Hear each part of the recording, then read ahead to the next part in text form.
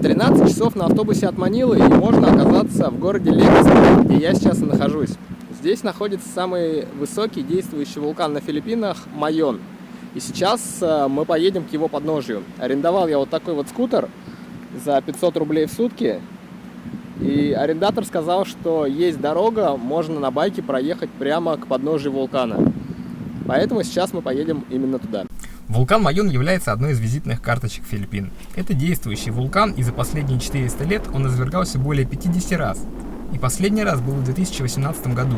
Тогда фонтаны лавы достигали высоты 700 метров, а столбы пепла поднимались до 3 километров.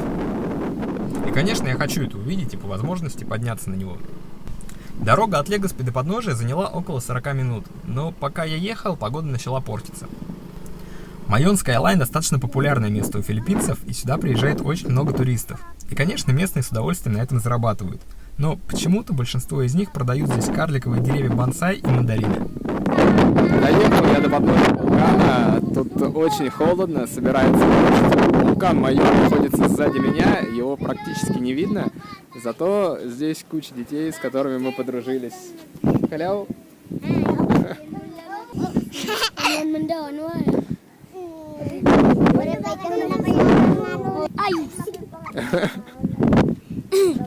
Ganda. Ganda? What is it, Ganda? What is your name? Melbourne. Melby?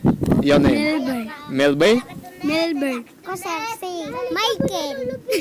Michael? Ang tunay kong pangalan, sir. Bart. Mike.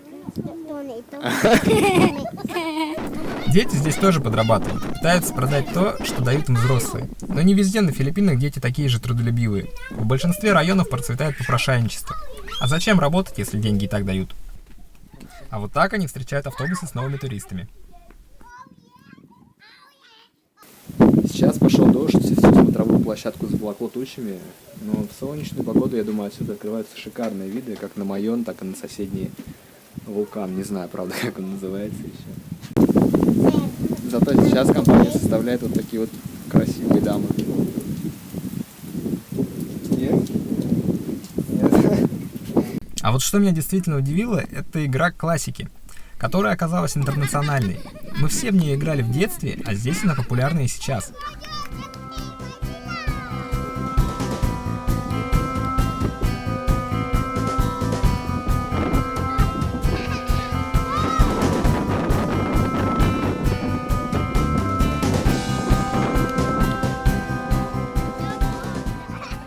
Самый простой способ сюда добраться — это арендовать байк или машину в Легоспи и ехать от города до подножия вулкана минут 40-50. Но эти виды того стоят. Главное, не попадите, как я, и выберите солнечный день, и тогда вы увидите что-то больше, чем это.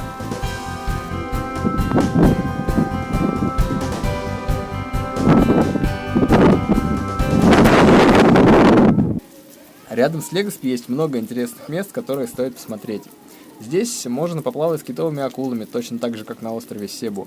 Можно подняться в горы или просто наделать кучу классных фоток на фоне вулкана.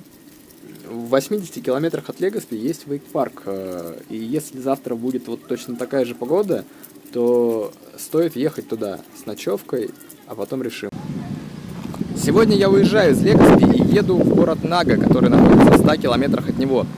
Там самый большой вейк-парк во всей Азии и парк водных аттракционов.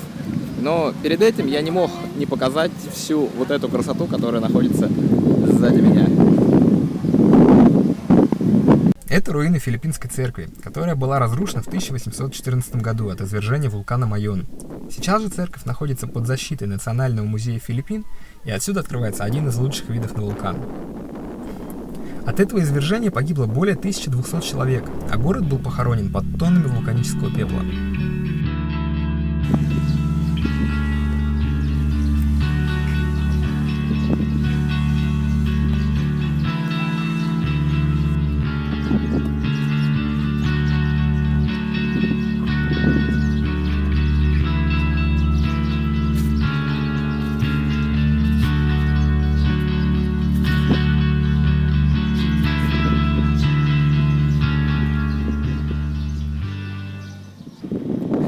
Итак, доехал я до этого парка. Масштабы здесь, конечно, огромные. Вот так вот все это выглядит со стороны. Но катается почему-то только 3 человека. Хотя байков припарковано порядка 20 штук.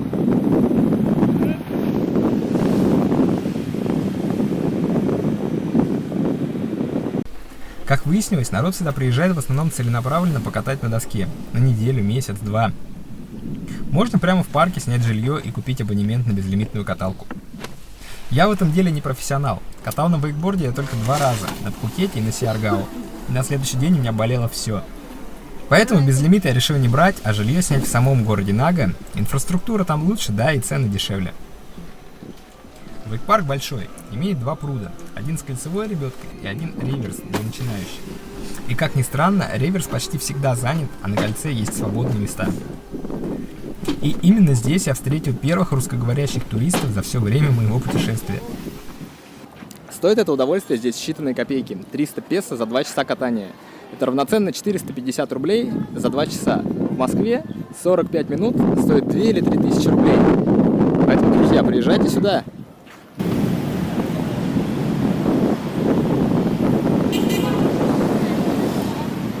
Приехал сюда я во 2-й раз, потому что вчера 1-й час я падал, 2-й час я встал на доску, но руки до съемки совсем не доходили.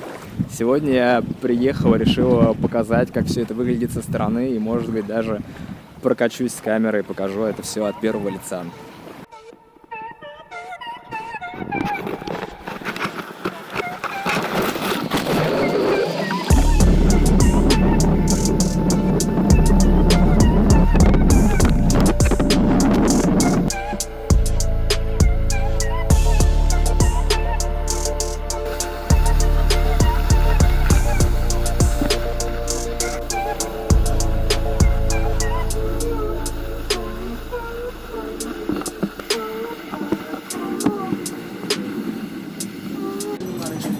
Сегодня я выехал из города Наги. 2 дня вейк-парка дают о себе знать. Болит все, что только может болеть. И еду я сейчас в город Карамуан. Это аналог Эль-Нидо на Палаване. Там очень красивые пляжи, красивые лагуны. И сейчас мы едем именно туда. Вот я и в Карамуане. Место действительно классное, чем-то напоминает Эль-Нидо на Палаване. Но здесь нет таких толп туристов, как в Эль-Нидо. Одна китайская семья заселилась в соседний отель, и больше я никого не видел. Дорогу до Карамуана хорошей назвать вряд ли получится. 60 километров убитого серпантина можно преодолеть за 2 часа, если не пойдет дождь. Но виды, которые открываются здесь, заслуживают этих мучений.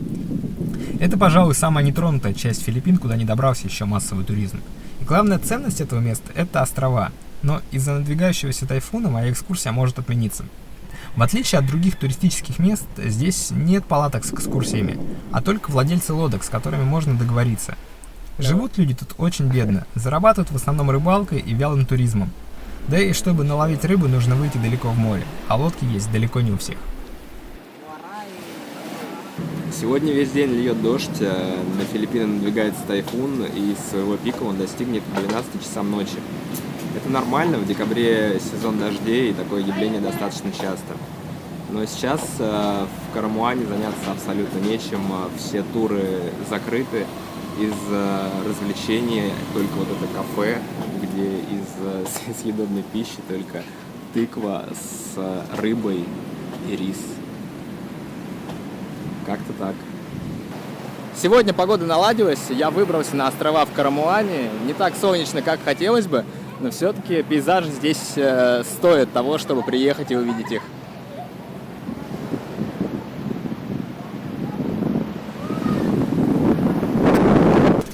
Какая вышла ситуация с островами?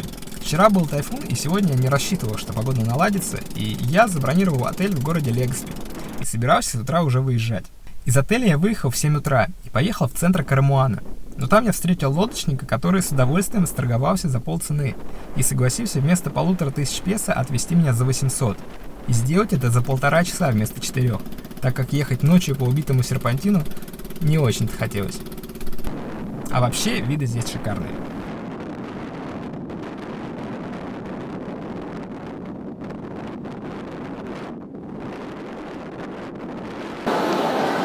А вот так на Филиппинах выглядят торговые центры. Очень похожи на наши, много народу и очень много знакомых брендов. Макдональдс, KFC, Pizza Hut.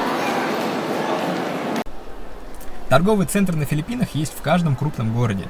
И от наших они почти ничем не отличаются. Одежда, фудкорты, кинотеатры. Но в каждом из них есть еще и дешевый массаж. Today, fully book all?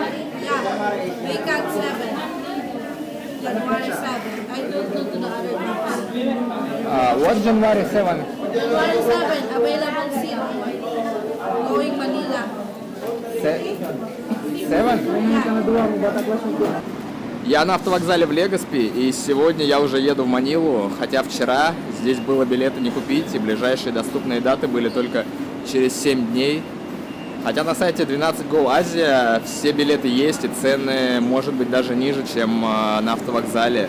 Почему они так делают, почему они не продают билеты здесь и создают искусственный дефицит билетов, мне немного непонятно. Однако едем в Манилу. Если видео про Манилу ты еще не видел, ссылка будет здесь или здесь. Но если ты только собираешься в путешествие по Филиппинам, пиши вопросы в комментариях, отвечу всем. Ну и, конечно, ставь лайк, подписывайся на канал. Мне будет приятно. Пока!